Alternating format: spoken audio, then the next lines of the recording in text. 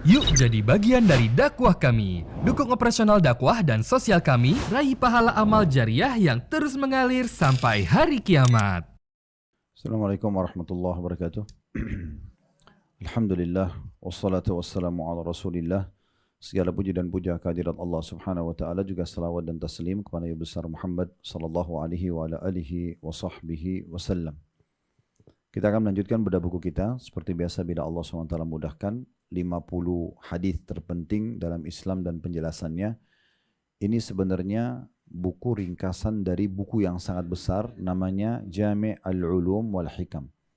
Buku ini sangat besar sekali dan banyak sekali ilmu-ilmu pengetahuan di dalamnya dan hikmah-hikmah yang dicatat, yang ditulis oleh Imam Al-Hafidh Ibnu Hajar Al-Hambali rahimahullah.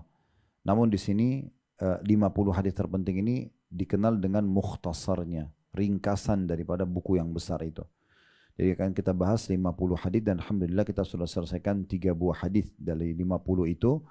Dan hadis terakhir yang kita bahas di nomor 3 masalah rukun Islam.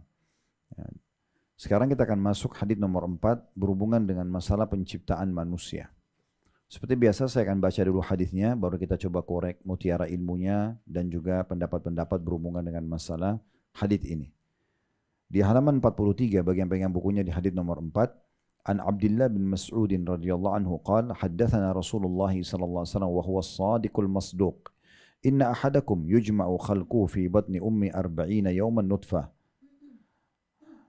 Thumma yakunu 'alaqah مثل ذلك ثم يكون مضغة مثل ذلك ثم يرسل الله إليه الملك فينفخ فيه الروح ويؤمر بأربع كلمات بكتب رزقه وعمله وعجله وشقي أم سعيد وشقي أو سعيد والذي لا إله غيره إن أحدكم لا يعمل بعمل أهل الجنة حتى ما يكون بينه وبينها إلا ذراع فيسبق عليه الكتاب فيعمل بعمل أهل النار فيدخلها وإن أحدكم لا يعمل بعمل أهل النار حتى ما يكون بينه وبينها إلا ذراع فيسبق عليه الكتاب فيعمل بعمل أهل الجنة فيدخلها. Terjemahannya dari Abdullah bin Mas'ud radhiyallahu anhu, ia mengatakan Rasulullah SAW menuturkan kepada kami dan beliau adalah orang yang jujur lagi terpercaya. Maksudnya Nabi Muhammad SAW. Sesungguhnya setiap dari kalian dikumpulkan penciptaannya dalam perut ibunya selama 40 hari dalam bentuk air mani. Kemudian berubah menjadi segumpal darah dalam jangka waktu yang sama 40 hari. Kemudian berubah menjadi segumpal daging dalam jangka waktu yang sama, maksudnya 40 hari. Kemudian Allah mengirim seorang malaikat kepadanya untuk meniupkan ruh di dalamnya. Dan ia diperintahkan untuk menulis 4 kalimat rezekinya, amalnya, ajalnya, dan dalam kurung takdirnya menjadi sengsara atau bahagia. Demi Allah yang tiada Tuhan selainnya, maksudnya kata Nabi SAW itu, sesungguhnya salah seorang dari kalian beramal dengan amalan para penghuni surga, hingga jarak antara dirinya dengan surga hanya tinggal 1 hasta. Akan tetapi catatan mendahuluinya sehingga ia beramal dengan amalan penghuni neraka, lantas ia memasukinya. Dan sungguhnya salah seorang dari kalian beramal dengan amalan penghuni neraka, hingga jarak antara dirinya dengan neraka hanya tinggal 1 hasta, tapi catatan atau takdir mendahuluinya sehingga ia beramal dengan amalan penghuni surga, lantas ia memasuki surga tersebut.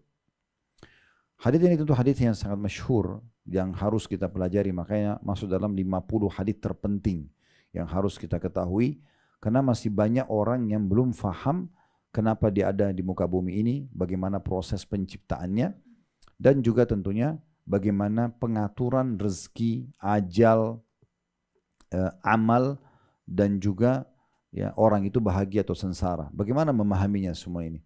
Dan apakah berarti di sini ada kezaliman tanda kutip dari Allah Subhanahu wa taala sehingga Allah menzalimi siapa yang dia inginkan dari hambanya, misalnya dia bahagia, dia sengsarakan, dan ada juga orang yang dibahagiakan sesukanya, ataukah memang ada makna-makna tertentu yang perlu kita fahami sehingga tidak ada kesalahfahaman. Nah, ini yang perlu kita jelaskan di dalam hadits ini tentunya.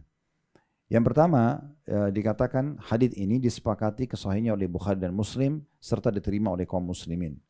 Kata Ibnu Rajab rahimahullah, Hadits ini menunjukkan bahwa selama 120 hari janin mengalami perubahan dalam 3 tahapan. Setiap tahapannya berlangsung selama 40 hari. Pada 40 hari pertama ia berwujud masih dalam bentuk mani.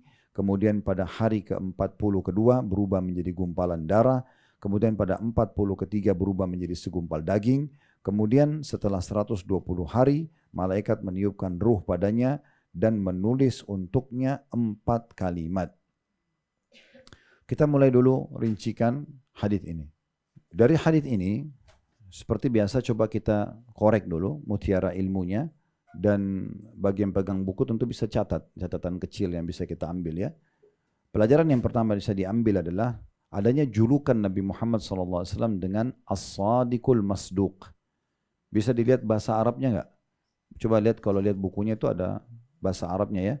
Qala haddatsana Rasulullah sallallahu alaihi wasallam wa huwa as-sadiqul masduq. Lihat enggak itu? Yang pegang buku ya. Nah, kalau diterjemahkan di terjemahan kita itu ada dikatakan dan beliau adalah orang yang jujur lagi terpercaya. Ini memang julukan Nabi Muhammad sallallahu alaihi wasallam ya. Jadi seluruh orang Mekah mengenal beliau dengan as-sadiqul masduq.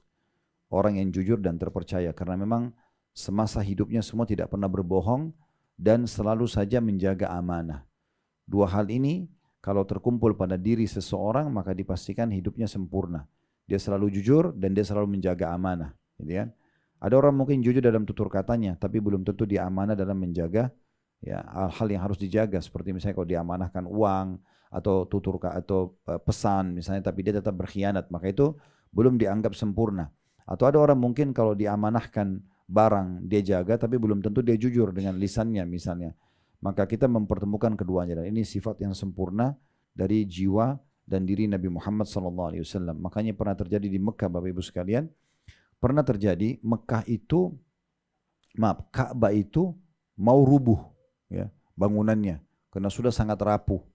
Ada yang mengatakan karena banyaknya kain kiswah yang dimasukkan.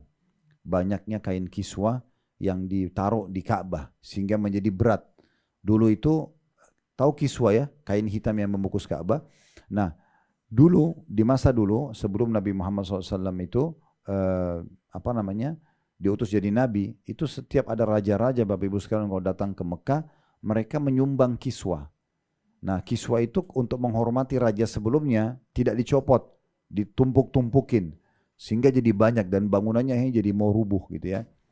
Ada juga yang mengatakan sebabnya adalah karena ada seorang wanita, dia bakar dupa, kemudian tidak sengaja apinya itu kena kiswah Ka'bah sehingga terbakar. Jadi bangunannya juga ikut terbakar gitu ya. Nah seperti itu kurang lebih, itu pernah terjadi seperti itu. Maka orang-orang Quraisy sepakat waktu itu, ini sebelum Nabi Muhammad SAW itu jadi nabi ya. Kemudian mereka sepakat untuk membangun kembali Ka'bah. Abdul Muttalib, kakek Nabi SAW, mengumpulkan orang-orang Quraisy selalu mengatakan, ayo kita kumpulkan harta kita semuanya supaya kita bisa untuk bangun kembali Ka'bah. Maka dikumpullah harta-harta yang banyak waktu itu. Namun pada saat mereka sudah mulai mau membongkar Ka'bah, mereka temukan dalam Ka'bah ada seekor ular yang badannya berwarna putih, badannya berwarna hitam, kepalanya berwarna putih, yang menyerang semua orang yang coba mendekat. Maka Abdul Muttalib mengumpulkan kembali lalu berkata, coba kita cek harta-harta ini apakah ada tercampur dengan harta haram. Lalu mereka pun mengeluarkan yang masing-masing orang mengeluarkan yang mereka anggap harta haram. Dikeluarkan gitu ya. Maka yang tersisa dari harta mereka itu sangat sedikit. Mereka tidak bisa membangun Ka'bah utuh seperti awal karena banyaknya harta-harta haram yang bertumpuk satu sama yang lain gitu. Nah, pada saat itu waktu mereka sudah keluarkan harta yang haramnya, maka Allah datangkan seekor burung, seingat saya dari arah timur, yang berwarna seperti ular itu lalu mencengkeram ular tersebut lalu membawanya pergi. Sehingga mereka mulai bisa membangun Ka'bah gitu ya. Dan yang pertama dalam buku-buku sejarah dikatakan membongkar bangunan Ka'bah itu adalah Al-Walid ibn Al-Mughirah karena memang orang-orang Mekah pada takut jangan sampai nanti mereka kena kutukan atau kena hukuman ya dari Allah Subhanahu wa taala. Akhirnya dibangunlah Ka'bah setelah itu. Nah, waktu dibangun karena uang mereka nggak cukup, maka bangunan Ka'bah menjadi seperti ukuran kita sekarang.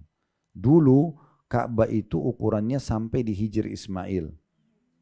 Nah, Hijr Ismail yang ada 3 lampu itu dulu Ka'bah semuanya. Ya. Tapi waktu uang mereka nggak cukup, akhirnya mereka cuma bisa bangun seukuran sekarang. Makanya Nabi Muhammad SAW mengatakan atau berkata kepada istrinya Aisyah radhiyallahu anha, kalau bukan karena kaummu hai Aisyah, maksudnya Quraisy itu, ya baru saja mengenal Islam, maka aku akan kembalikan bangunan Ka'bah kepada bangunan Ibrahim yang awal. Maksudnya full semuanya. Makanya kalau kita sholat berjamaah sama imam, pasti Hijr Ismail ditutup. Gak boleh, karena kalau orang dalam Hijr Ismail berdiri di depan imam, itu kan dalam Ka'bah. Ya, dan ada waktu-waktu tertentu di mana pintu Hijr Ismail dibuka, boleh orang masuk sholat di dalam. Tapi saya tidak hafal jam-jamnya, itu ada waktunya gitu ya. Itu sebenarnya sama dengan orang sholat di dalam Ka'bah. Dan Nabi SAW pernah mencontohkan di pembahasan kota Mekah, beliau sholat di dalam Ka'bah. Intinya begini, pada saat itu, waktu mereka sudah membangun Ka'bah, lalu mereka berselisih pendapat di siapa yang meletakkan Hajar Aswad duluan. Siapa yang meletakkan Hajar Aswad duluan di Ka'bah. Nah ternyata mereka berselisih pendapat. Datanglah suku-suku Arab Quraisy yang tiba-tiba ada yang menyembelih domba, kemudian menumpahkan darahnya di wadah, lalu kemudian mereka mencelupkan tangan mereka seraya mengatakan kalau ada yang meletakkan Hajar Aswad selain kami maka terjadi pertumpahan darah. Nah, ada satu suku buat itu.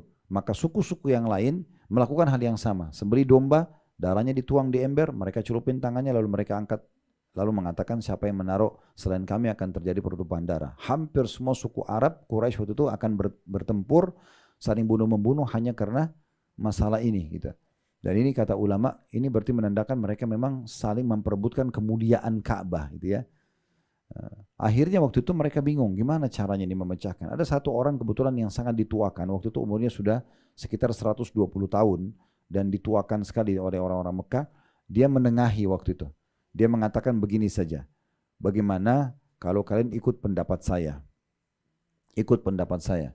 Maka mereka bilang silakan. Dia bilang kalau kalian setuju saya menghakimi, saya mengajak kalian semua sepakat siapa yang pertama masuk di pintu gerbang Mekah, ya, ada pintu namanya pintu Bani Syaibah, kita jadikan dia sebagai hakim. Terlepas dia dari suku mana. Pokoknya kalau ada yang masuk nanti setelah kita sepakat nih, mata kita semua menuju ke pintu gerbang Mekah, siapa yang pertama masuk itu yang kita tunjuk sebagai hakim kita. Subhanallah, yang masuk pertama Nabi Muhammad SAW. Ini cerita fase sebelum kejadian sebelum fase kenabian. Yang menunjukkan memang orang-orang Mekah sebenarnya sudah tahu siapa beliau dan tahu julukannya As-Sadiqul Amin. Maka mereka mengatakan As-Sadiqul Amin, As-Sadiqul Amin radina. Orang yang jujur dan terpercaya, mereka ulangi 2 kali. Orang yang jujur dan terpercaya kami sudah ridho. Maka itu pertama kali Nabi SAW ditunjukkan oleh Allah SWT depan Quraisy bagaimana orang-orang Mekah semua percaya pada beliau. Akhirnya beliau membuka jubahnya dan meletakkan di tanah, lalu beliau sendiri mengangkat Hajar Aswad ditaruh di atas kain tersebut, lalu meminta kepada semua kepala suku ikut partisipasi, pegang sudut-sudut kain. Ya, sehingga semuanya mengangkat menuju ke dekat Ka'bah, baru Nabi Muhammad SAW yang meletakkan batu tersebut. Ini salah satu riwayat berhubungan dengan julukan Nabi As-Sadiqul Al-Amin atau As-Sadiqul Masduq, ya, orang yang terpercaya, jujur dan terpercaya. Kemudian pelajaran yang kedua, adanya prosesi penciptaan manusia. Dan bagaimana proses ini sudah Allah atur dan tidak akan pernah ada yang bisa mengubah prosesinya. 3 kali 40 hari. 40 hari pertama sperma, 40 hari kedua itu adalah ya, gumpalan darah, dan 40 hari ketiga gumpalan daging. Dan sekarang ilmu pengetahuan juga sudah membuktikan itu. Bahwasanya prosesi bertemunya sperma sama sel telur itu, di awal sekali sperma itu berjuang untuk mencari sel telur. Ya, dari sekian miliar sperma yang terlepas tuangkan itu akan mencari sel telur. Dan sel itu tuh tipis sekali seperti debu dan berada di lipatan-lipatan rahim. Maka kuasa Allah, kata para ilmuwan, sperma ini seperti punya perintah khusus untuk mencari mana sel telur tersebut. Tetapi karena di rahim wanita itu semua Allah kasih zat yang memang melindungi rahim itu, maka banyak sekali sperma yang mati. Nggak bisa sampai ke sel telur. Biasanya yang sampai cuma 1. Ya kalau ada lepas dari 1 berarti akan kembar 2 atau 3 gitu ya. Tapi tidak akan pernah lebih. Padahal sebenarnya jumlah sperma itu yang dilepaskan bisa miliaran. Sangat banyak. Dalam gumpalan-gumpalan itu banyak sekali sperma kecil yang merupakan intisari manusia. Tapi kuasa Allah Subhanahu wa taala, perjuangan sperma itu punya perjalanan jauh untuk menemui sel telur. Makanya prosesinya 40 hari. Kemudian setelah bertemu pun sel telur itu, saya pernah lihat dokumenter ilmiahnya itu digambarkan sperma mirip seperti satu alat yang ada ekornya mendorong dia. Ya, dan nanti pada saat dia tersentuh dengan sel telur, dia akan melepaskan ekornya. Karena kalau tidak dia akan merusak sel telur itu. Lalu kemudian di dalam sel telur dia akan terbuka, di bagian kepalanya ada inti daripada sperma itu lagi yang dilepas yang akan membuahi. Nah di saat itulah dia akan berubah menjadi gumpalan darah setelah 40 hari. Nah setelah itu 40 hari prosesi darah itu terus saja proses perkembangannya sampai 40 hari ketiga berubah menjadi gumpalan daging. Nah setelah itu baru ditiupkan ruh dan mulailah prosesi pembentukan tulang-tulang, kemudian pembentukan otot-otot, tulang saraf, baru kemudian kulit. Nah semua itu prosesi keajaiban yang dari penciptaan manusia tentunya. Makanya Allah bilang dalam Al-Quran, wa fi anfusikum afala tubsirun, dalam diri kalian kenapa kalian tidak lihat keajaiban itu. Itu pelajaran yang kedua, adanya prosesi penciptaan manusia, dan ini menunjukkan kemaha kebesaran Allah dan tidak bisa sama sekali manusia membantah ini. Tidak ada manusia kecuali melalui proses ini. Ya. Tentu ada Nabi Isa dan Nabi Adam yang dikeluarkan. Karena Nabi Adam Allah ciptakan langsung dari tanah. Ya, begitu juga dengan Hawa dari tulang rusuknya. Kemudian Nabi Isa diciptakan juga dengan kata-kata kun fayakun. Jadi maka jadilah walaupun bahan dasarnya tanah. Tapi selain mereka ini semuanya manusia sama prosesnya. Sama prosesnya. Dan kuasa Allah Subhanahu wa taala, mayoritas ilmuwan sekarang itu rata-rata orang-orang ateis. Tidak yakin ada Tuhan. Dan karena ulama muslim, hikmahnya adalah mereka yang mengadakan penelitian di langit, penelitian di bumi, penelitian di tubuh manusia, di hewan-hewan, di tumbuh-tumbuhan, di kedalaman lautan, karena mereka belum yakin ada Allah. Sehingga Allah akan sampaikan mereka ke sebuah titik di mana oh ini sangat luar biasa, ya, keajaiban dalam penciptaan, sistem penciptaannya, pencernaannya, pertahanannya dan segala macam. Jadi satu ilmuwan itu kadang-kadang mengadakan penelitian puluhan tahun hanya meneliti sistem pencernaan seekor hewan misalnya, atau pertahanannya atau yang sejenisnya. Nah ini pelajaran besar yang bisa kita ambil. Yang kedua, prosesi penciptaan ini berarti menunjukkan adanya Allah Subhanahu wa taala. Yang ketiga, adanya pencatatan atau peniupan ruh. Kita terdiri dari jasad dan ruh, ya. Jasad ini ibarat kendaraannya, gitu kan. Ruh adalah bahan bakarnya, gitu ya. Sehingga tidak bisa jalan kendaraan tanpa bahan bakar. Nah, gitu. Nah, nanti kalau kita meninggal, ruhnya dicabut, jasadnya akan dikembalikan ke tanah. Nanti kalau kita dibangkitkan, kita akan diberikan jasad baru. Diberikan jasad baru. Ya, semua kita akan kembali kepada postur ayah kita Adam, 60 siku ke langit atau sekitar 27,5 meter. Dan tidak ada lagi orang yang cacat pada saat itu. Kecuali nanti na'udzubillah setelah mereka masuk ke neraka, ahli neraka, maka dipastikan mereka akan cacat karena siksaan-siksaan yang ada. Tapi sebenarnya orang akan dikembalikan kepada ciptaan Adam alaihissalam. Dan disepakati oleh para ulama, Adam adalah makhluk Allah yang paling sempurna. Paling tampan, paling bagus, semuanya lah, kulitnya, rambutnya, matanya, segala macam. Semua keindahan itu.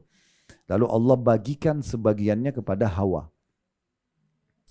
Ya, dibagikan sebagian kepada Hawa, karena Hawa bagian daripada Adam alaihissalam. Ya. Makanya pengembalian kita di hari kiamat seperti Adam itu maksudnya kembali kepada kesempurnaan ciptaan makhluk. Nah, ada ruh. Nah ruh ini kita tidak tahu bagaimana bentuknya. Makanya Allah mengatakan dalam Al-Quran, ditanyakan kepada Muhammad tentang ruh, katakan dia adalah urusannya Allah. Allah lebih tahu. Kita imani dia ada. Tapi yang jelas membuat kita sekarang bisa berbicara, bergerak adalah ruh. Nah pada saat kita meninggal, ruh kita dicabut dari jasad, maka jasad sudah tidak bisa lagi berfungsi. Karena dia yang menggerakkan itu. Ya. Dan khilaf di antara ulama tentang masalah apakah siksa kubur itu dialami oleh ruh dan jasad atau ruh saja. Itu kuasa Allah SWT. Karena memang jasad dihancurkan oleh tanah, ruh dikembalikan ke dalam kuburan. Nanti hari kiamat baru ditiupkan kembali ke jasad yang baru. Kata Nabi SAW dalam sebuah hadis yang lain, semua jasad kalian akan dimakan oleh tanah kecuali tulang ekor kalian yang darinya Allah akan bangkitkan kalian lagi. Nah seperti itu. Baik, pelajaran selanjutnya yang keempat adalah tentang masalah pembagian dan pengaturan takdirnya.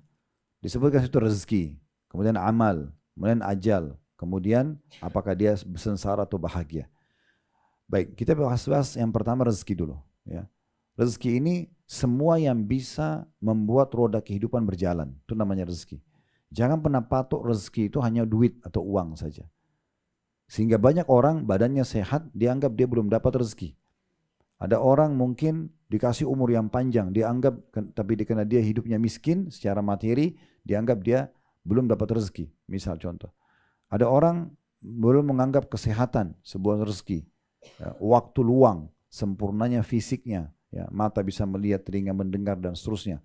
Semua ini adalah hal-hal yang perlu digarisbawahi kalau dia bagian dari rezeki. Jadi rezeki itu semua yang bisa membuat roda kehidupan bisa berjalan. Nah, itu yang dimaksud di sini, ya. Rezeki. Dan rezeki sudah Allah tentukan semuanya, kadarnya. Sudah Allah tentukan kadarnya kalau kita akan mendapatkan. Kalau rezeki kita, kita akan mendapatkannya. Sebagaimana disebutkan di dalam sebuah hadis Nabi SAW, tidak akan wafat satu jiwa sampai semua rezekinya disempurnakan. Kalau seteguk air itu adalah rezeki Bapak Ibu sekalian akan sampai kepada Bapak Ibu tanpa ada yang bisa mengambilnya. Dengan cara Allah Subhanahu wa taala akan sampai kepada kita. Rezeki itu pasti akan sampai kepada kita, mau atau tidak mau, ya. Ada seorang syekh di Saudi menyampaikan sebuah kisah bahwasanya ada seseorang jalan di padang pasir, lalu kemudian dia menengok ke sebuah sumur, lalu dia jatuh ke dalam. Setelah itu dia teriak-teriak minta tolong dikeluarkan. Orang-orang, ada sebagian orang lewat lalu dikeluarkan. Begitu dikeluarkan dari sumur, ditanya, kenapa kamu seperti orang cerita? Saya tadi nengok, kemudian saya jatuh, kemudian saya minta tolong. Dia cerita. Lalu orang-orang kena kesian dikasih dia sebotol air. Lalu dia minum. Setelah dia minum, subhanallah dia meninggal dunia. Ya. Kata syekhnya, Maha Suci Allah yang sudah menentukan takdirnya. Dia harus minum air itu dulu baru dia meninggal dunia. Harusnya dia kalau meninggal pada saat jatuh dalam sumur. Tapi dia masih mendapatkan rezeki tersebut. Ya. Rezeki ini walaupun sudah tercatat bukan berarti kita tidak ada ikhtiar. Karena ada rezeki yang datang tanpa kita ikhtiar. Seperti oksigen yang kita hirup, cahaya ditangkap oleh mata, suara yang ditangkap oleh kuping gitu ya. Fungsi anggota tubuh semua, lidah kita masih bisa merasa pedas, manis, hidung kita bisa membedakan wangi, busuk. Itu semua rezeki. Berfungsinya kemaluan kita, berfungsinya semualah fungsi sistem pencernaan dan segala macam ini semua rezeki gitu ya. Itu tanpa kita minta Allah kasih. Ya. Allah ada yang memang melalui ikhtiar kita. Kayak misalnya orang sengaja sekolah, kemudian supaya dia dapat pekerjaan. Orang sengaja buka usaha bisnis lalu dia dapat.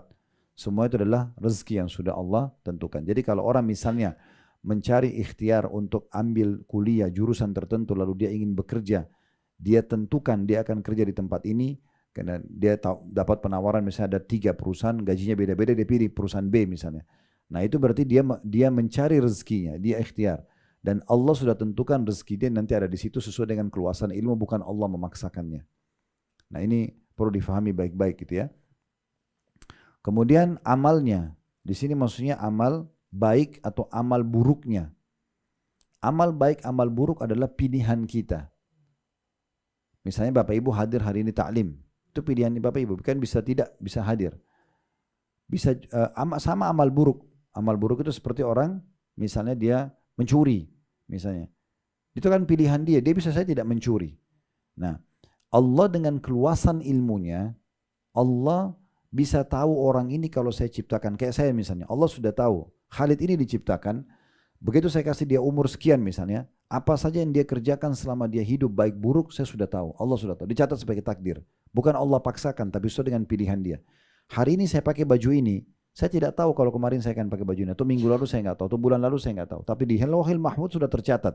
Hari ini saya akan pilih baju ini karena Allah tahu dengan keluasan ilmunya kalau kita akan pilih itu. Makanan, minuman, perbuatan, pergaulan itu semua kita yang tentukan. Ya. Jadi orang mau beramal saleh, orang berbuat dosa itu pilihan dia. Bukan Allah Subhanahu wa taala yang memaksakan dia. Makanya Allah bilang dalam Al-Quran, "Faman syaa'a falyu'min wa man syaa'a falyakfur." Yang mau beriman silakan, yang mau kufur silakan. Ya. Jadi kita bisa beriman, bisa kufur. Jadi makanya orang ke surga neraka itu sebenarnya dia yang menentukan. Jadi nanti ahli neraka itu masuk neraka dalam kondisi mengakui keadilan Allah karena dia sendiri yang berbuat. Dia sendiri yang berbuat. Nah itu amal. Ya. Oleh karena itu amal itu walaupun di sini dikatakan dicatatkan, berarti dicatatkan sesuai dengan keluasan ilmunya Allah apa yang akan dipilih dan dikerjakan oleh orang tersebut. Nah gitu. Kemudian ajalnya. Nah kalau ini tidak ada campur tangan kita sama sekali, tidak ada hubungan dengan af'al ibad, tidak ada perilaku hamba-hamba. Memang Allah tentukan di waktu itu, di tempat itu dia akan mati. Bagaimanapun keadaannya.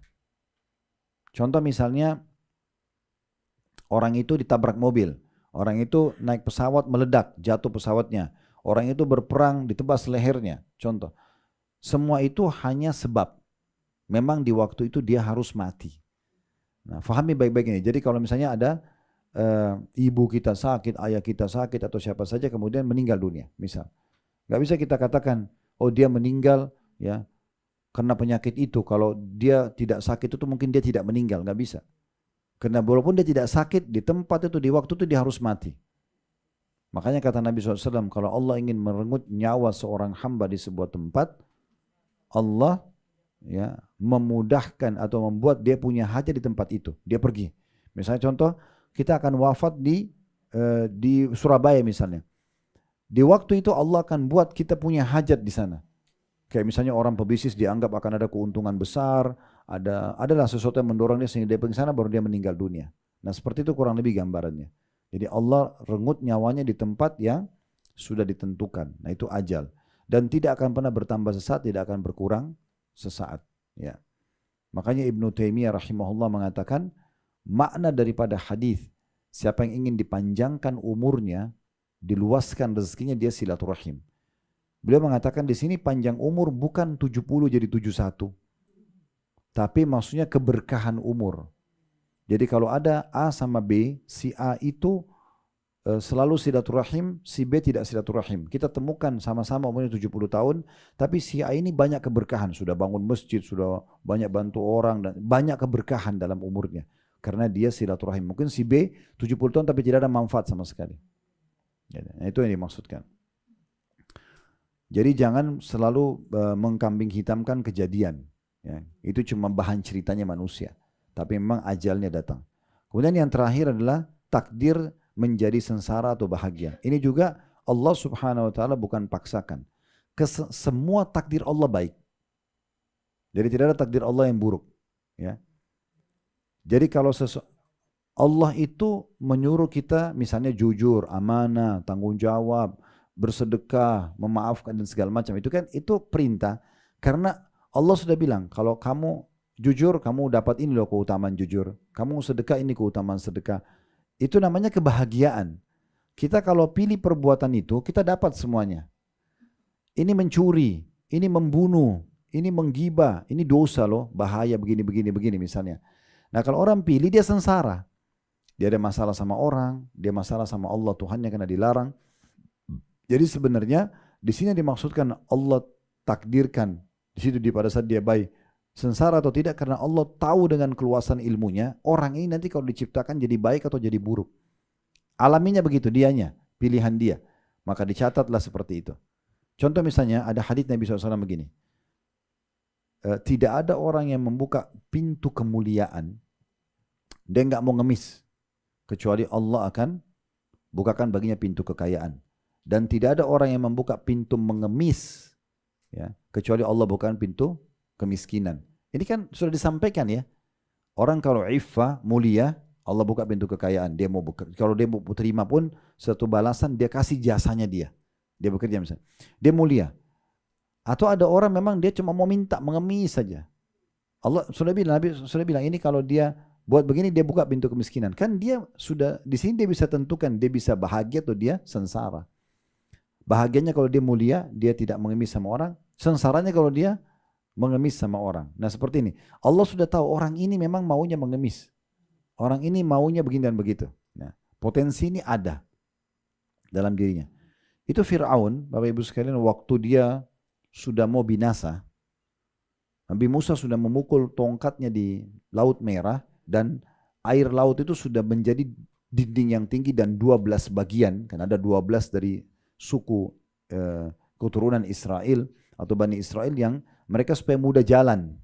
Mereka supaya mudah jalan, jadi setiap suku jalan di satu jalanan sendiri gitu. Nah pada saat itu Fir'aun lihat dan dia tahu itu penyebabnya adalah tongkatnya Nabi Musa yang dipukulkan ke laut. Ini tidak masuk akal, tapi ini kuasa Allah Subhanahu wa taala gitu ya. Allah mampu mengerjakan apa saja, mukjizat. Nah, pada saat itu Firaun bilang begini kepada pengikutnya, "Bukankah saya pernah bilang sama kalian kalau saya adalah Rabbukumul A'la, Tuhan kalian yang Maha Tinggi? Dan inilah sungai dan laut Mesir di bawahku.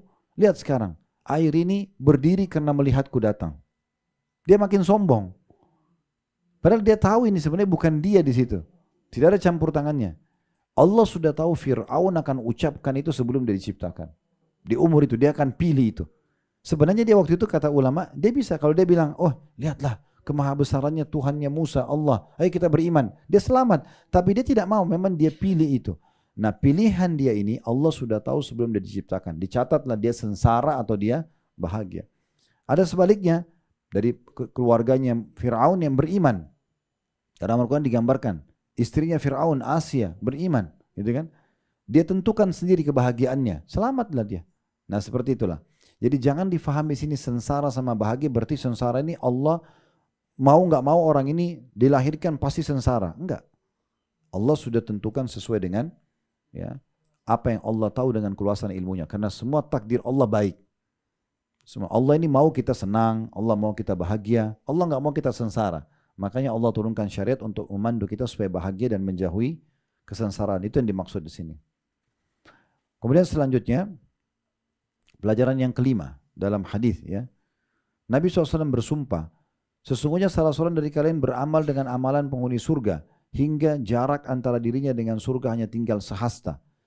Maksudnya tinggal sebentar lagi dia mati, dia masuk surga nih. Karena dia sholat terus, dia ibadah terus gitu kan. Akan tapi catatan takdir mendahulunya sehingga ia beramal dengan amalan penghuni neraka lantas ia memasukinya dengan dalam neraka. Nah ini sama, jangan difahami paksaan Allah. Artinya orang ini, ada orang nih, dia beramal terus. Akhir hidupnya murtad misalnya. Kan ada orang begitu tuh, dia sendiri yang murtad. Atau akhir hidupnya dia tutup dengan perbuatan dosa lalu dia meninggal dengan itu. Ini kan dia sudah buat perbuatan ahli surga lalu dia meninggal dengan ahli neraka. Nah di sini dimaksud adalah tetapi catatan takdir mendahulunya maksudnya sudah ada dicatat oleh Allah SWT. Ini orang begini memang keadaannya. Bukan Allah paksa. Bukan Allah zalim kepada hambanya. Bukan. Ya. Nanti dikasih contoh oleh Ibnu Hajar. Ada orang di kejadian perang Uhud Bapak Ibu sekalian. Yang saya pernah temukan namanya dari beberapa ahli sejarah. Itu namanya astagfirullah, Kazman.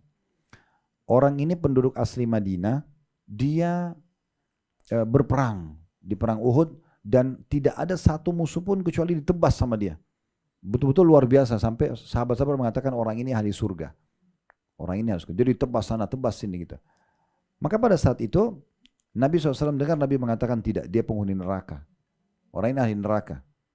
Maka berkatalah beberapa sahabat saya mau ikutin. Nah, ada sahabat yang ikutin. Pengen lihat sahabat itu. Kok Nabi bilang ini ahli neraka sementara depan mata dia luar biasa. Berperang jihadnya itu berani sekali. Dan banyak korbannya dari musuh. Ternyata orang ini sementara perang berkecamuk dia sempat kena sabetan pedang. Dia tidak tahan sakitnya. Dia ke pinggir medan perang. Lalu dia mengambil pedang menusuk dirinya sendiri. Dia bunuh dirinya. Lalu dia mengatakan aku berperang untuk kaumku. Di sini orang ini dia tutup hidupnya dengan bunuh diri. Sebelumnya dia sudah jihad. Maka perbuatan ini membuat bisa masuk neraka. Yang pilih bunuh diri siapa? Dia sendiri. Enggak pernah ada yang suruh dia bunuh diri. Bisikan syaitan oke. Tapi tidak pernah syaitan menjelma paksa dia atau apa. Dia sendiri. Allah pun mengingatkan bunuh diri itu enggak boleh, dosa besar dan segala macam gitu ya. Tapi dia memilih masalah itu. Sebaliknya kata Nabi SAW, dan sungguhnya salah seorang dari kalian beramal dengan amalan penghuni neraka hingga jarak antara dirinya dengan neraka tinggal satu hasta. Namun catatan takdir mendahulunya sehingga ia beramal dengan amalan ahli penghuni surga lantas ia pun memasuki surga. Ini contoh yang terbaik adalah hadis Nabi yang menyampaikan tentang orang yang membunuh 99 jiwa. Itu yang paling bagus contohnya karena memang real sekali. Kata Nabi SAW, ada orang sebelum kalian membunuh 99 jiwa. Lalu dia datang kepada seorang abid ahli ibadah. Lalu dia bilang, ya, apakah ada tobat buat saya? Orang itu bilang 99 mana bisa ada tobat buat kamu. Lalu dia kena putus asa dibunuh orang itu. Kata Nabi SAW dia genapkan 100 korbannya. Lalu dia bertemu dengan seorang alim. Orang yang punya ilmu yang faham. Maka dia bilang saya sudah bunuh 100 orang. Bisa tobat gak? Kata orang tersebut tentu saja. Namun saya sarankan supaya kamu sempurnakan tobatmu, kamu tinggalkan negerimu dan kamu pergi ke negeri sana. Ditunjuklah satu negeri. Begitu dalam hadis. Tidak dirincikan juga negerinya yang mana. Akhirnya dia pergi ke sana. Dalam perjalanan ajalnya datang. Meninggal dunia. Maka kata Nabi SAW, Allah datangkan malaikat penyiksa dan malaikat kasih sayang. Orang kalau meninggal dalam kondisi beriman, yang datang menjemput ruhnya, malaikat kasih sayang membawa kain kafan dari surga. Kalau orang kafir, orang munafik, orang maksiat, ini dominan itu akan disambut oleh malaikat penyiksa. Maka pada saat itu, dua malaikat ini kata Nabi SAW berselisih siapa yang mengambilnya. Allah datangkan malaikat yang ketiga menengahi mereka. Lalu berkata, coba ukur jarak dia dengan negerinya dan jarak antara di tempat dia mati ya, dengan jarak antara dia dengan negeri yang dia mau perbaikin amalnya. Maka kata Nabi SAW, Allah pun mendekatkan negeri yang dia mau pergi bertobat itu 1 jengkal, sehingga lebih jauh 1 jengkal dari negeri yang dia berbuat dosa. Maka diambillah ruhnya oleh malaikat kasih sayang. Nah ini menandakan dia menentukan jalannya ingin taubat di akhir hidupnya. Penuh hidupnya dengan dosa, 100 orang dibunuh.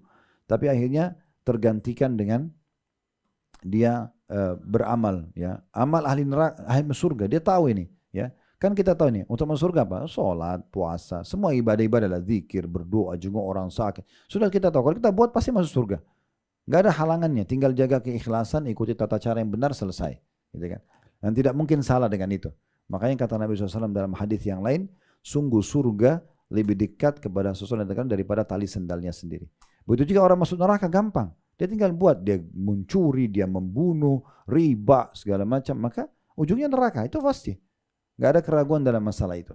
Maka orang sebenarnya menentukan sendiri jalur dia atau jalan dia. Itu yang dimaksudkan dalam hadis ini. Jadi jangan difahami ini Allah kayak zalimi hambanya gitu ya. Allah pilih ini sengsarain aja, ini bahagiakan. Allah tidak begitu. Sifat Allah, Allah maha adil, Allah maha sempurna gitu ya. Nah di sini kita masuk penjelasan Ibnu Rajab. Tadi itu kita korek Mutiara Ilmu dulu. Ibnu Rajab membahas, tadi saya sempat baca bahwasanya hadis ini menunjukkan ada 120 hari janin mengalami perubahan dalam 3 tahapan. Kalau 120 hari kita bagi 1 bulan 30 hari berarti 4 bulan. Makanya sering dibahasakan janin sebelum 4 bulan belum ada ruhnya. Kalau sudah 4 bulan ada ruhnya. Ya. Ini berkaitan dengan sebuah hukum yang lain. Kalau ada wanita hamil kemudian keguguran sebelum 40 hari, maka berarti itu dianggap belum manusia karena belum ada ruhnya. Tapi kalau 44 bulan ke atas 120 hari itu sudah ada ruhnya. Maka kalau ada ruhnya berarti konsekuensi janji Allah dan Rasulnya benar. Dia akan nanti ketemu sama orang tuanya dalam kondisi dewasa di surga sudah 33 tahun. Dia akan memberi syafaat untuk orang tuanya. Tapi itu setelah peniupan ruh. Karena sudah sempurna peniupan ruh. Makanya dikatakan sini 120 hari. Itu prosesinya. Kemudian selanjutnya dikatakan Allah Subhanahu wa taala telah menyebutkan dalam Al-Qur'an di banyak ayat tentang perubahan janin pada tahapan-tahapan ini. Sebagai contoh misalnya dalam surah Al-Hajj ayat 5, ini surah nomor 22 dalam Al-Qur'an. Ya ayuhan nasu in kuntum fi raibin minal ba'thi fa inna khalaqnakum min turabin thumma min nutfatin thumma min alaqatin thumma min mudghatin mukhallaqatin wa ghairi mukhallaqatin linubayyana lakum wa nuqirru fil arhami ma nasha'u ila ajalin musamma. Hai manusia, jika kalian meragukan tentang kebangkitan dari kubur, maka ketahuilah sungguhnya kami telah menciptakan kalian dari tanah. Kemudian dari setetes mani, kemudian dari segumpal darah, kemudian dari segumpal daging yang sempurna kejadiannya dan yang tidak sempurna, agar kami jelaskan kepada kalian dan kami tetapkan dalam rahim apa yang kami kehendaki sampai waktu yang sudah ditentukan. Ayat ini jelas maksudnya tentunya bahwasanya Allah Subhanahu wa taala menciptakan Adam manusia pertama dari tanah, proses sesudahnya semua keturunannya dari sperma kecuali Nabi Isa tadi kita katakan ya. Dan seperti yang dijelaskan di bahasan hadis kita, segumpal darah, kemudian segumpal daging, baru kemudian ditiupkan ruh. Allah SWT menyebutkan 3 tahapan ini, air mani, segumpal darah, dan segumpal daging di banyak ayat dalam Al-Quran. Di ayat lainnya, Allah juga atau dia-nya besar kata ganti Allah, menyebutkan tambahan informasi melalui firman-Nya dalam surah Al-Mu'minun. Ayat 12 sampai ayat 14. وَلَقَدْ خَلَقْنَا الْإِنسَانَ مِنْ سُلَالَةٍ مِنْ طِينٍ ثُمَّ جَعَلْنَاهُ نُطْفَةً فِي قَرَارٍ مَكِينٍ ثُمَّ خَلَقْنَا النُّطْفَةَ عَلَقَةً فَخَلَقْنَا الْعَلَقَةَ مُضْغَةً فَخَلَقْنَا الْمُضْغَةَ عِظَامًا فَكَسَوْنَا الْعِظَامَ لَحْمًا ثُمَّ أَنشَأْنَاهُ خَلْقًا آخَرَ فَتَبَارَكَ اللَّهُ أَحْسَنُ الْخَالِقِينَ. Sungguhnya kami, K-nya besar, kata ganti, Allah dan para malaikat. Jadi perbedaan Bapak Ibu sekalian, kalau Allah sendiri, Allah mengatakan aku atau saya. Tapi kalau Allah menggunakan kami, berarti Allah libatkan para malaikatnya. Bukan karena Allah butuh ya, tapi karena Allah tugaskan. Nah di sini dikatakan, dan sungguhnya kami telah menciptakan manusia dari suatu saripati yang berasal dari tanah, Nabi Adam alaihissalam. Kemudian kami jadikan saripati itu air mani yang terus turun-temurun. Di setiap laki-laki, anak Adam pasti akan ada spermanya. Kami jadikan saripati itu atau air mani itu yang disimpan dalam tempat yang kokoh atau rahim setelah ketemu dengan sel telur. Kemudian air mani itu kami jadikan segumpal darah, lalu segumpal darah itu kami jadikan segumpal daging, dan segumpal daging itu kami jadikan tulang belulang, lalu tulang belulang itu kami bungkus dengan daging, kemudian kami jadikan dia makhluk yang berbentuk lain. Maksudnya beda sama tadi sperma, darah dan daging. Maka maha suci Allah, pencipta yang paling baik. Tentu ini semua ayat-ayatnya membenarkan apa yang disebutkan dalam hadis tadi tentang prosesi penciptaan manusia, yang membuktikan Allah itu ada. Ini fakta yang tidak mungkin manusia bisa bantah. Para orang-orang ateis meyakini sekarang Bapak Ibu sekalian, penduduk bumi yang paling sempurna manusia. Bisa bangun bangunan menjulang ke langit ya. Kemudian bisa membuat sekarang mungkin handphone, mobil dan segala macam. Nah itu tidak bisa hewan lakukan. Alam hewan beda gitu kan. Walaupun banyak hewan, walaupun mereka berkumpul, manusia itu dianggap paling sempurna. Tapi kalau kita kembali ke fakta, karena mereka menolak ada Tuhan, maka kalau kita tanya lalu siapa yang ciptakan manusia?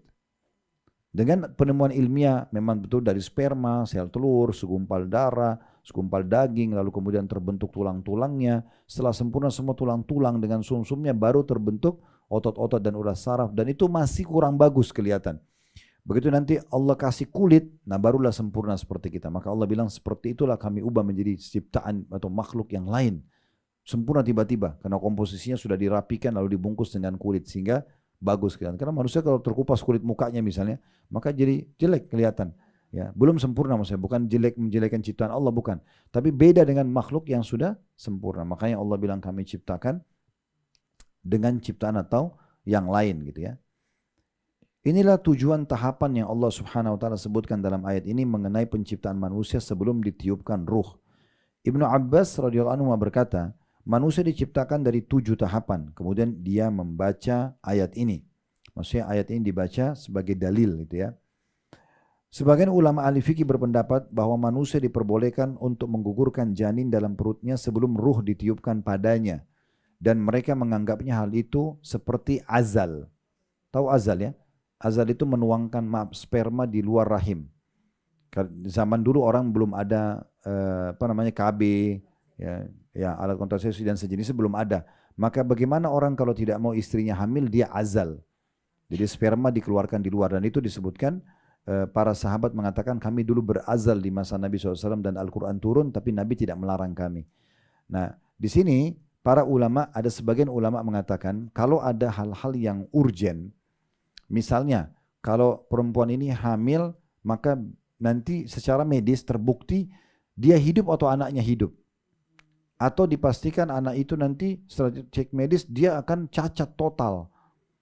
Nah itu masih kecil, belum ada ruh ya. Maka di situ dibolehkan dia menggugurkan. Ya. Di sini kata beliau, dan itu dianggap oleh sebagian ulama seperti azal. Azal itu berarti memang sengaja dia nggak mau punya keturunan dulu gitu ya. Nah itu dianggap seperti azal karena akan ada mudaratnya besar. Tetapi kalau tidak ada mudaratnya nggak boleh. Karena salah satu tujuan kita diciptakan adalah populasi. Kita untuk perkembangbiakan ya. Jadi kita nggak boleh Bapak Ibu sekalian tidak punya keturunan sementara kita punya kemampuan. Kalau kita tidak, Allah takdirkan belum dikasih ya sudah. Tapi tetap kita ikhtiar. Selama tidak bentrok dengan sunnatullah, kita boleh minta. Maksudnya walaupun mandul misalnya. Mandul itu kan ada pada sebagian manusia, tapi itu bukan mustahil Allah bisa ubah. Makanya kisah Nabi Ibrahim dengan Sarah mandul tapi hanya hamil tetap gitu ya. Kemudian juga kita tahu istrinya Nabi Zakaria ya dalam surah Maryam. Nah itu semua menggambarkan masalah itu. Dikatakan namun ini adalah pendapat yang lemah, masalah menggugurkan, karena harus ada uzurnya gitu kan. Karena janin adalah anak yang sudah jadi dan mungkin sudah berbentuk. Sedangkan pada azal anak memang belum ada sama sekali. Para sahabat kami menegaskan bahwa jika anak sudah menjadi segumpal darah, maka ia tidak boleh digugurkan. Karena ia sudah membuahi rahim. Berbeda dengan air mani yang belum membuahi rahim atau bahkan mungkin tidak akan pernah membuahi rahim. Maksudnya Ibnu Rajab penulis buku ini bilang kalau pendapat kami nggak boleh. Pokoknya kalau sudah hamil baru awal pun mual-mual tetap nggak boleh digugurkan. Tetap nggak boleh. Dianggap itu tidak bisa disamakan dengan azal. Nah, pendapat pertama tadi mengatakan boleh, tapi itu pun ada batasan-batasannya. Itu mengatakan kena seperti azal, kurang lebih seperti itu. Kemudian Nabi SAW bersabda, "Fawalladzi la ilaha ghairu inna ahadakum la ya'malu bi'amali ahli jannah." Sekarang kita penulis coba masuk ke potongan hadis selanjutnya. Beliau ingin rincikan kayak tadi kita rincikan ya. Demi Allah, potongan hadis tadi kan, demi Allah yang tiada Tuhan selainnya, sesungguhnya salah seorang dari kalian beramal dengan amalan penghuni surga, titik-titik hingga akhir hadis. Lalu tadi kan dia didahului oleh takdir, lalu dia berbuat amalan neraka, lalu dia meninggal lalu masuk neraka kan gitu. Ada yang berpendapat bahwa bagian ini merupakan sisipan dari perkataan Ibnu Mas'ud, sahabat Nabi yang menukil, Abdullah bin Mas'ud radhiyallahu anhu. Akan tapi hadis semakna juga diriwayatkan dari Nabi SAW melalui berbagai jalur. Dari dalam Sahih Bukhari dari Sahal bin Sa'ad radhiyallahu anhu bahwa Nabi SAW bersabda, "Innamal a'malu bil khawatim." Setiap amal itu tergantung pada penutupnya. Ya, artinya bagaimana kita memilih amal terakhir kita. Kita beribadahkah, kita bermaksiatkah, itu tergantung kita memilihnya. Dalam Sahih Muslim diriwayatkan dari Abu Hurairah radhiyallahu anhu bahwa Nabi SAW bersabda, "Inna rajula la ya'malu," dalam tanda kutip, "az-zaman at-tawil bi amali ahli jannah, thumma yukhtamu lahu amaluhu bi amali ahli nar, wa inna rajula la ya'mal," tanda kutip, "az-zaman at-tawil bi amali ahli nar, thumma yukhtamu lahu amaluhu bi amali ahli jannah."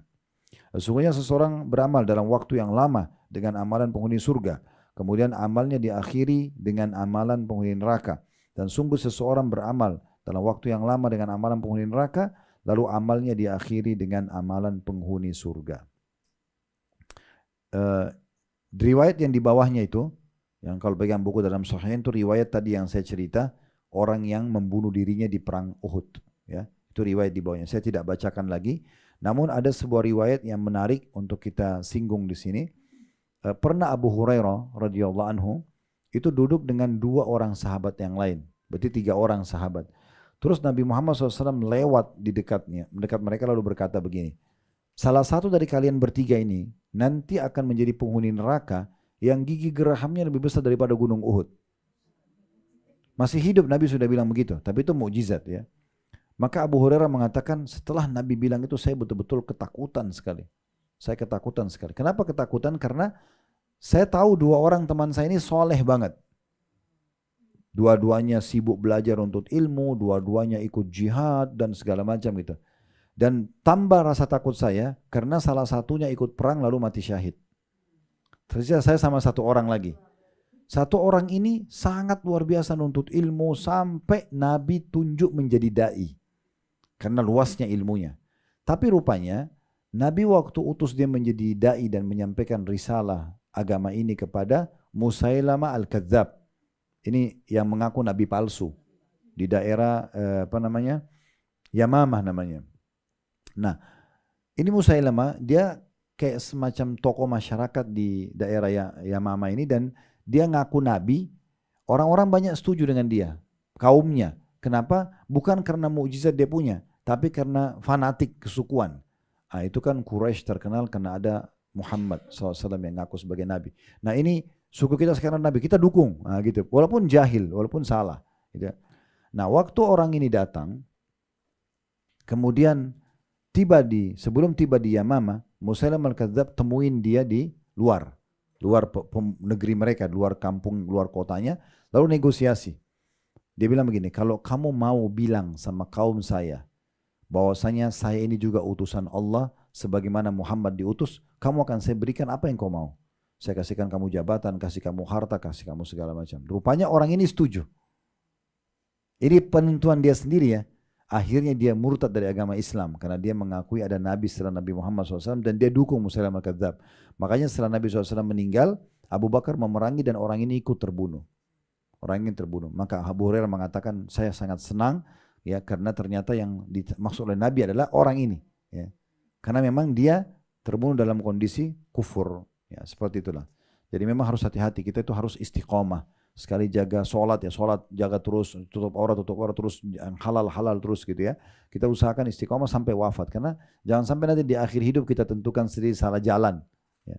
Ada satu di antara jemaah kita, semoga Allah ampuni, sudah meninggal, subhanallah. Saya cukup lama isi pengajian di rumah beliau. Setelah saya isi di rumah pengajian, cukup banyak perubahan. Karena sudah banyak mereka bertanya suami istri. Subhanallah, satu waktu saya datang, taklim kita habis duhur itu. Saya makan siang sama bapak itu. Terus dia cerita lah, Ustaz saya doakan saya lagi dapat proyek begini begitu, proyek ikan besar sekali, modalnya sekian puluh miliar atau berapa gitu. Oh saya bilang, oh, Masya Allah Pak, mudah-mudahan berkah gitu ya. Tapi saya nggak sengaja tanya, saya bilang, terus bapak mulai modalnya dari mana Pak? Gitu. Oh saya dari ini, dipinjamkan sama bank sih, riba gitu. Ini orang, saya lihat betul-betul perubahan total, sudah hijrah gitu ya.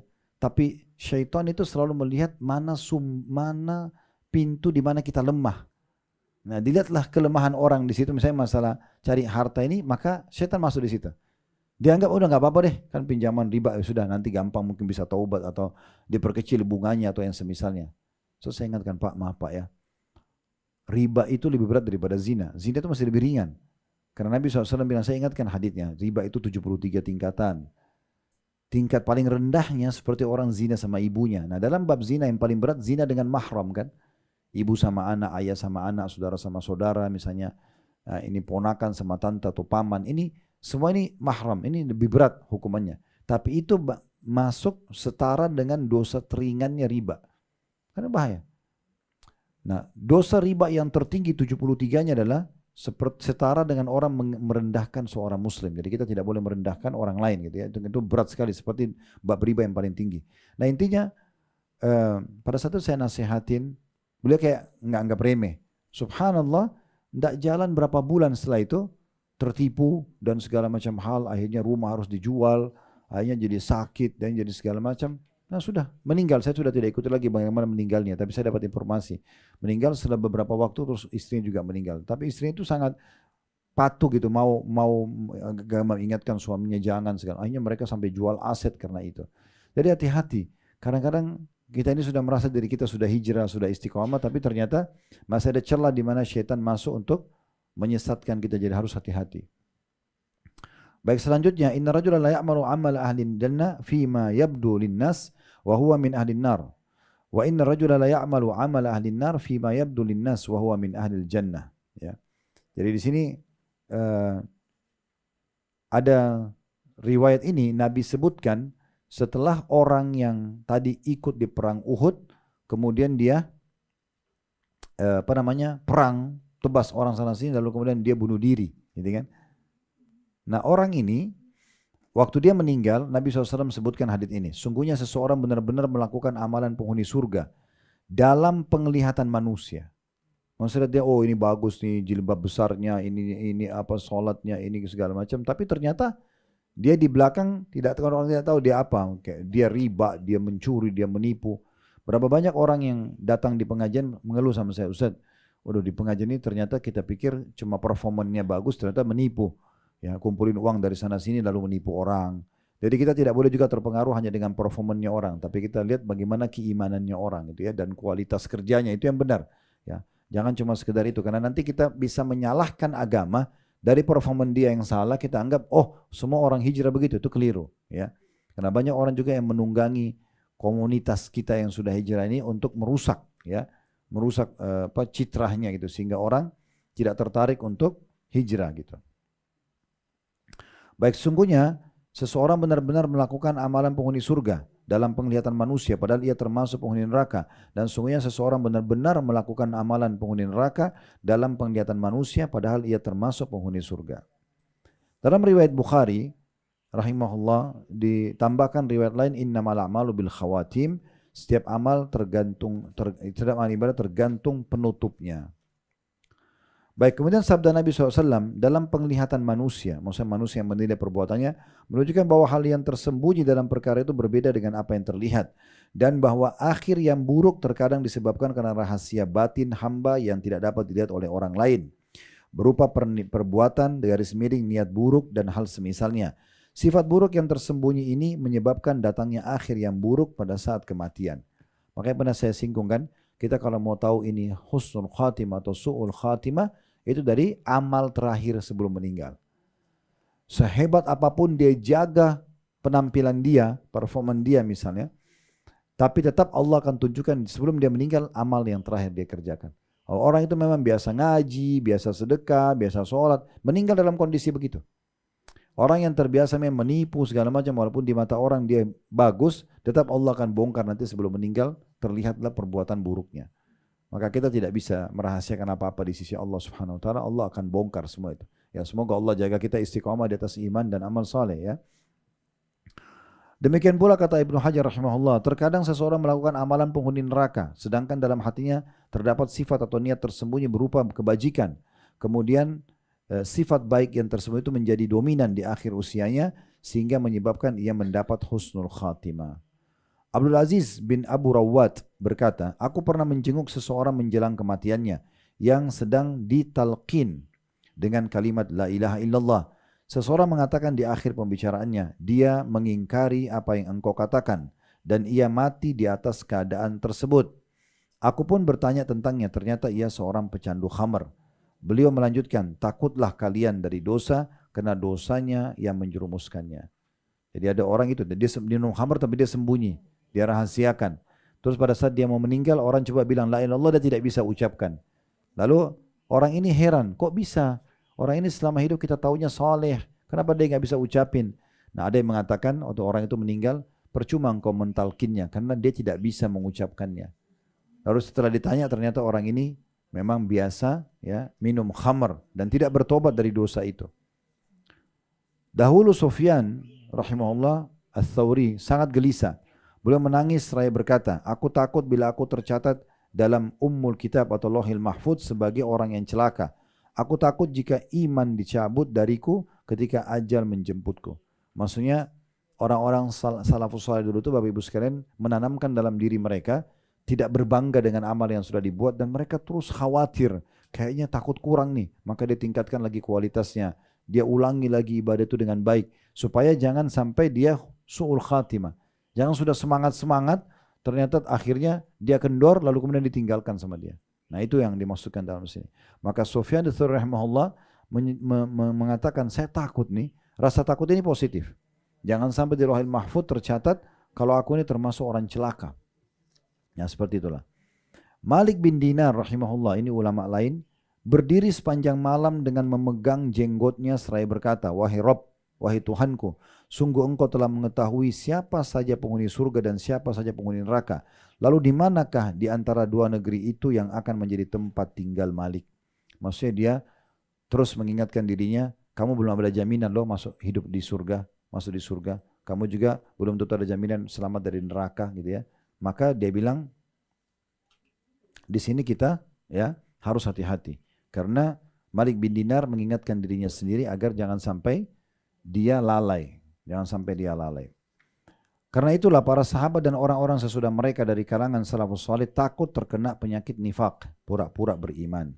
Dan kegelisahan serta kekhawatiran mereka akan bahaya itu sangatlah besar. Seorang mukmin mudah semestinya ya, merasa takut terkena penyakit nifak, ya, nifak asghar atau kemunafikan kecil, ya. Dan khawatir apabila sifat itu menguasai dirinya di akhir hayatnya sehingga menyebabkannya terjangkit nifak akbar.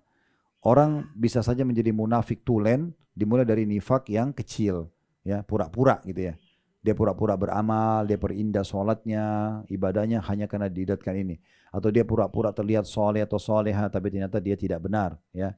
Atau apalah banyak hal ya, yang dia pura-pura seakan-akan mata atau anggota tubuhnya semua soleh tapi ternyata dia melihat hal yang haram atau mendengar yang haram atau semuanya. Ini bisa saja semuanya nanti membawa kepada kemunafikan yang besar. Sebagaimana yang telah dijelaskan sebelumnya bahwa sifat buruk yang tersembunyi dapat mengantar kepada su'ul khatimah. Jadi pasti Allah akan buka di akhir hidupnya. Ya, bagaimanapun ya yang dia sembunyikan tetap Allah akan buka. Oleh karena itu orang mukmin itu harus nampak nyata. Apa yang nampak di depan wajahnya itulah dalam hatinya. Ya, suka tidak suka ya. Dia salah, dia mengakui salah, dia benar, berpegang pada kebenaran tersebut. Nah ini. Sungguh Nabi SAW dalam doanya banyak mengucapkan, Ya muqallibal qulub tsabbit qalbi ala dinik. Wahai zat yang membolak-balikkan hati, teguhkan hatiku di atas agamamu. Ya. Kemudian beliau ditanya, wahai Nabi Allah, kami telah beriman kepadamu dan kepada ajaran yang engkau bawa. Lalu apakah engkau khawatir terhadap dirimu atau terhadap kami? Maka Nabi mengatakan, Na'am, innal quluba baina isbu'aini min asabillahi jalla jalalu yuqallibuha kaifa yasha. Ya, karena hati itu berada di antara dua jemari dari jemari-jemari Allah, dia membolak-balikkannya sekehendaknya. Hadis ini diriwayatkan oleh Imam Ahmad dan Tirmidzi melalui jalur Anas. Salah satu makna hadis ini adalah Allah bisa melihat kondisi dan keadaan orang yang munafik, yang pura-pura gitu ya. Kemudian Allah balik dia, bongkar dia. Sehingga akhirnya ketahuan ternyata dia ini bukan seperti yang orang-orang lihat. Nah seperti itu. Kemudian yang riwayat terakhir tentunya, riwayat Imam Muslim yang meriwayatkan hadits dari Abdullah bin Amr radhiyallahu anhu bahwa ia mendengarkan Rasulullah SAW bersabda, Innal quluba bani Adam kullaha baina isbu'aini min asabir rahman jalla jalalu yusarrifu haitsu yasha thumma qala Allah musarrifal qulub sarrif qulubana ala ta'atik. Sesungguhnya hati seorang atau seluruh Bani Adam berada di antara dua jari dari jari-jari Allah. Dia memalingkannya sekehendaknya. Kemudian beliau berdoa, Ya Allah, sesungguhnya membolak-balikan atau mengalihkan hati seorang atau hati seseorang, maka alihkanlah hati kami kepada ketaatan kepadamu. Dan terdapat banyak hadis yang semakna dengan hadis ini.